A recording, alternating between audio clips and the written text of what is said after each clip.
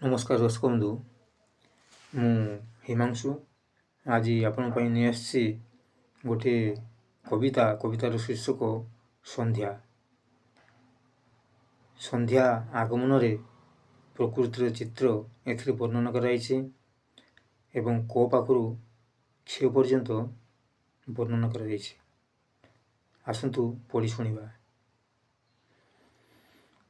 କ୍ରମେ ଦିନମଣି ପର୍ବତ ଶିଖରୁ ନିମ୍ନଗାମୀ ଯେ ହୋଇଲା, ସନ୍ଧ୍ୟା ଆଗମନ ଅନ୍ଧାର ଛାଇବ ପ୍ରାଣୀକୁ ସୂଚାଉଥିଲା।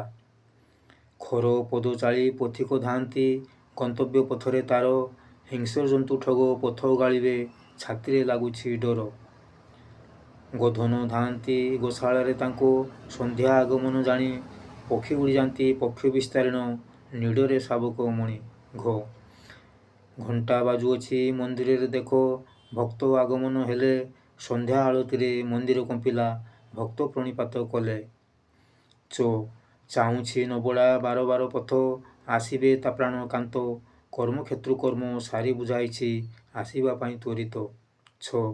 ଛାଇଲାଣି ତାରା ଗୋଟେ ପରେ ଗୋଟେ, ଆକାଶ ଦିଶେ ସୁନ୍ଦର, କୋଟି ପୁଅ କାହ୍ନୁ ଗୋଟେ ମିଳନ୍ତା କି ମନେ କରୁଛି ବିଚାର। ଯାଇ ଫୁଲେ ଗୋଭା ବାନ୍ଧିଛି ତରୁଣୀ, ଆଖିରେ କଜଳ ଗାର, ସନ୍ଧ୍ୟା ଆଲୋକରେ ମୁଖ ଦିଶେ ଚାରୁ, ମଧୁର ପାଉଁଜି ସ୍ୱର। ଝିଙ୍କାରୀର ସ୍ୱର ଶୁଭୁଛି କର୍ଣ୍ଣରେ, ଖାଦ୍ୟ ଟିକା ଉଡ଼ିଲାଣି, ଝିଙ୍କାରୀର ସ୍ୱର ପ୍ରତୀୟମାନ ବା କରେ ବିହିନା ବଖାଣି। ଟିକି ପତଙ୍ଗ ଆଲୋକ ଶିଖା ଦେଖି, ଭ୍ରମରେ ଭ୍ରମରେ ଯାଇ, ପଲକେ ପରାଣ ନାଶ ଯାଏ ତାଙ୍କ, କିସ ବା ବୁଝନ୍ତି ସେହି। ଠଉରି ଜରଠ ଭିକାରୀ ଲଉଡ଼ି, ଚଳାଇଣ ଧୀରେ ଯାଏ, ନିଃସନ୍ତାନ ସିଏ, ଘରେ ବୃଦ୍ଧା ବସି ପଥକୁ ଅନାଇ ଥାଏ। ଡରୁଛି ଅନ୍ଧାର ଦେଖି ଟିକି ପିଲା, ମାତାକୁ ଜାବୁଡ଼ି ଧରେ, କିଛି ନାହିଁ ଧନ, ଡରନା ଆଉଁସି ପ୍ରବୋଧ ଥାଏ। ଢାଙ୍କି କରଗୋଟି ସନ୍ଧ୍ୟାଦୀପ ଧରି, ଗୃହବଧୂ ଧୀରେ ଚଳେ, ସ୍ୱାମୀ ପିଲା ଛୁଆ ପରିବାର ଶୁଭ ମନାସି ମସ୍ତକ ଢାଳେ। ତାଳେ ପଢ଼େ ଅଜା ରାମାୟଣ ବସି, ଚଷମାରେ ଗୋଡ଼ ନାହିଁ, ସୂତା ଦୁଇ ପଟେ ଯତନେ ବାନ୍ଧିଛି, ନାତୁଣୀ ହସଇ ଚାହିଁ। ଥିରି ଥିରି ବା ବଇଣ ଉତ୍ତପ୍ତ ଶୀତଳ କରୁଛି ମହି, ପରଶ ପାଇଣ ବୁଢ଼ୀମା ଆମର ରାମ ରାମ ଯାଏ କହି। ଦିବାଚର ପକ୍ଷୀ ନୀଡ଼େ ଉପବିଷ୍ଟ, ରାତ୍ରି ଚର ଉଡ଼ିଗଲେ, ଉଡ଼ି ଉଡ଼ି ଖାଦ୍ୟ ସଂଗ୍ରହ କରିଣ ଉଦରକୁ ଶାନ୍ତ କଲେ। ଧୀବର ନୌକା କୂଳେ ରଖି ସନ୍ଧ୍ୟା, ଆଗ ମନ ଗୃହେ ଯାଏ, ବଡ଼ ମାଛ ଦେଖି ଘରଣୀ ତାହାର କାଟିବାକୁ ବସି ଯାଏ।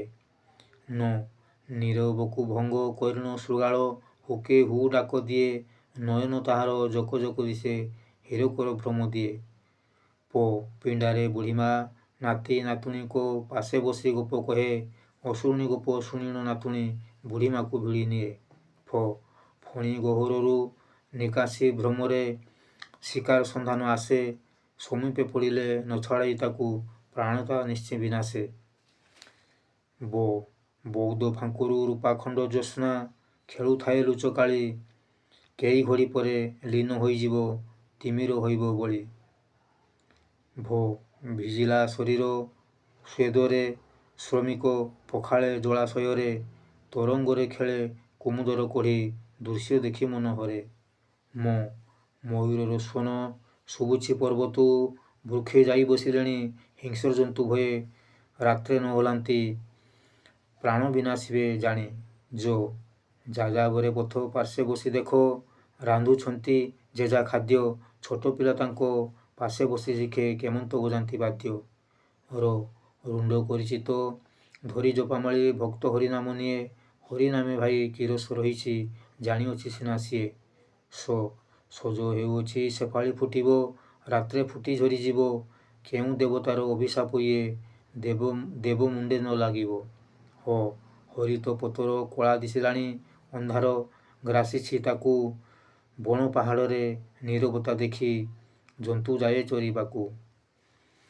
କ୍ଷୀର ପିଇ ଶିଶୁ ଶୋଇ ଯାଉଅଛି, ମାତା ଉଠାଉଛି ତାକୁ, ଶୋ ନାରେ ଧନ ଏ ସନ୍ଧ୍ୟା ବେଳରେ, ଶୋଇବୁ ରାତି ବେଳକୁ। ନମସ୍କାର।